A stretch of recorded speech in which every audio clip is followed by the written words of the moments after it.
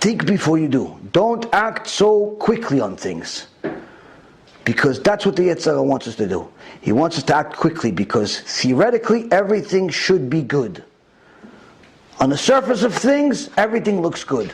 Relationships look good, sins look good, everything looks good. You have to think about things. If a person thinks about things, he'll see that most of the decisions that he would make ordinarily, he wouldn't make. Anytime somebody asks you to make an agreement for any type of financial commitment, automatically, okay, I'll get back to you. When? I'll try to do it by tomorrow.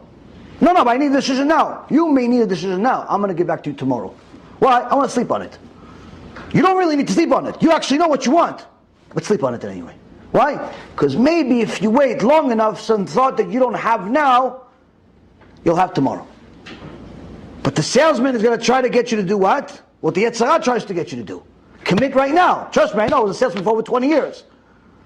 The best salesman in the world is the one that can make you make a decision right now. Not tomorrow, not next week, next year. Closing. There's a term in sales. Always be closing. Meaning, I got to get you to buy now. Tomorrow, God only knows. You're already going to think about it and maybe say no. I can't get you to think. I need you to commit. But that's what the Yetzer Hara wants you to do. He wants you to commit to the sin. He wants you to commit to now. So what you have to do is get yourself used to, I'll get back to you tomorrow. Even if you don't feel like you need to get back to them tomorrow. Unless it's a mitzvah. If it's a mitzvah and you know for sure it's a mitzvah, it's a different story. But for things of this world, mundane things, I'll get back to you tomorrow, I'll get back to you next week.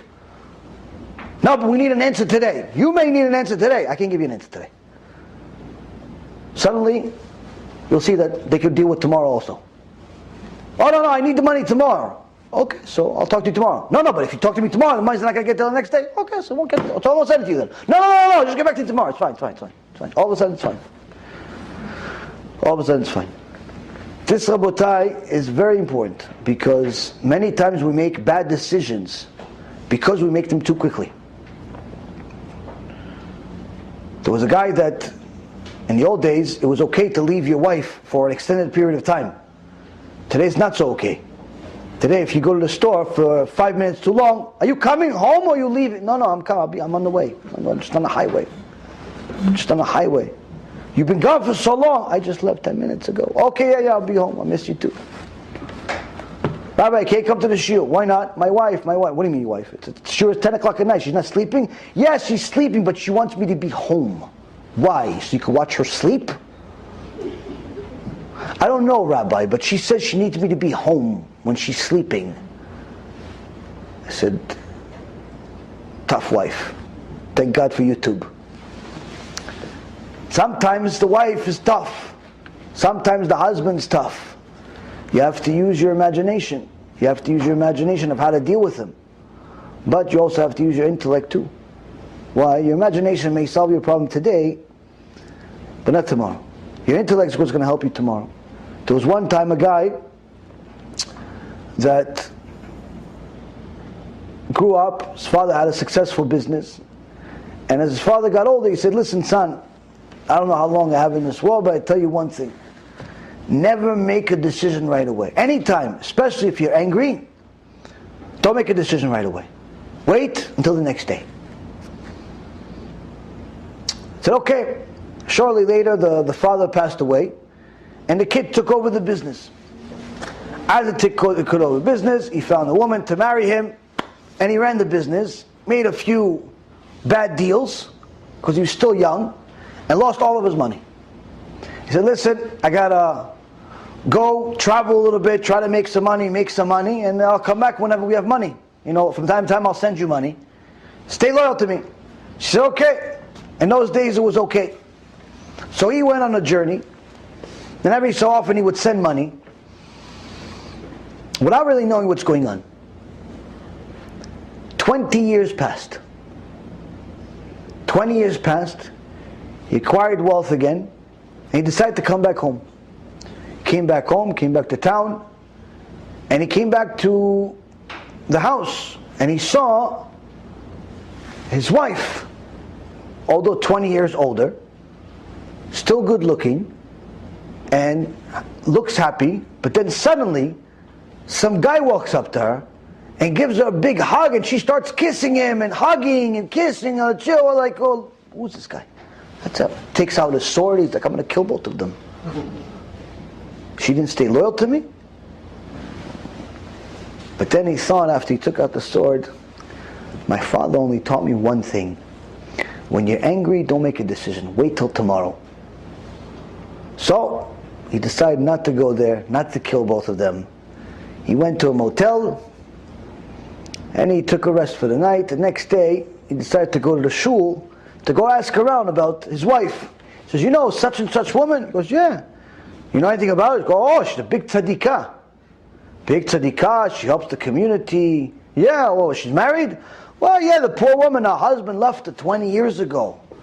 Wait, so she remarried? No, chas v'shalom, she stays loyal to him, she's great, she's that. She even has a son. She goes, what do you mean son? She went with some other guy? No, chas v'shalom, she's a tzadikah, who are you? You'd say bad things about this woman? No, I'm just wondering. No, she's a big tzadikah. What her husband didn't know when he left is she was pregnant. She didn't even know. She was pregnant, and then a few months after he was already gone, she had a baby. It's his baby. And now the kid's nice, beautiful kid, 20 years old. He goes, who's this kid? Show me. They start showing him, oh, that's him. Who's that? The same beautiful kid that was hugging the woman the day before is his son. He says, look at that. If I didn't listen to my father from over 20 years ago when he told me, son, don't make decisions right away. Wait a day. If I had just ignored this one piece of advice, not only would it have been a mistake that would have ended my marriage, it would have ended the life of my wife and my son. And that's why the Gemara says, anytime somebody's angry, for sure, you're not making the right decision. For sure it's a mistake. Now why is it a mistake? Because the Yetzer Hara is in control of it. Why? Because the anger is the highlight of imagination. Highlight of imagination. It's the highest point of imagination. When you're angry, what are you thinking about? It's all about me. They're doing it to discredit me. They're doing it to embarrass me. They're doing it to bring me shame. They're trying to destroy me. They're trying to this me. Everybody's against me. I'm alone. No one loves me. Everyone hates me. It's me against the world. And that's it. Oh, she's disrespecting me. He's disrespecting me. Dude, he's just going on a traffic. He didn't see you. He's not disrespecting anyone. He doesn't even know you exist. He didn't see you. He didn't see you. He just crossed because he didn't see you. No, he's disrespecting me because I'm this. No, he doesn't know who you are. He doesn't know you exist in the world. He's just some guy that lives in the same state as you for the last month. He doesn't know that you're there because he's in a hurry because his wife is pregnant and he's got his own problems and you just happen to be in the way. But no. When you're angry, you start having all of these delusions that come from your imagination that fuel your anger. And the more you express it, the more angry you become. The second you punch something, you hit something, you start cursing, you start yelling, it doesn't make your anger go down. It's fuel to the fire. People think, yeah, listen, if you're an angry person, get a punching bag. That's the worst possible thing you can do. If you get yourself used to being physical every time you're angry, guess what? Eventually it's not going to be a punching bag. It's going to be a person. If every time you're angry you want to hit a bag, guess what? One day it's not going to be a bag. It's going to be a person. Maybe your wife, your kid, your boss, your customer, somebody. But that's what secular knowledge will tell you. Why? Because they want you to think, look, there are professional people that hit the bag also. They do it for exercise. So you should too. You should too. That's not Judaism. Anger is one of the ways that the Yetzer Hara makes your imagination go crazy. The way to calm everything down is simply to become a lot more patient, even if that means you have to force yourself to become patient and to allow yourself to think before you act. Never be sporadic, never be spontaneous, never do things that way, because the minute you start doing that, you become simply a slave of the Satan. And you start thinking based on your imagination. Your whole life becomes based on your imagination. You start thinking you're either over righteous or over wicked. Either you're too bad to do tshuva, or you're too good that you don't need tshuva anymore. You're too good that no one's good enough to marry you, or that you're too bad that no one wants to marry you. You're a victim, or you're too strong. Everything becomes an extreme. That's what the Chazon Ish says. We have to think, use our mind, and only utilize the imagination if the intellect is still in control.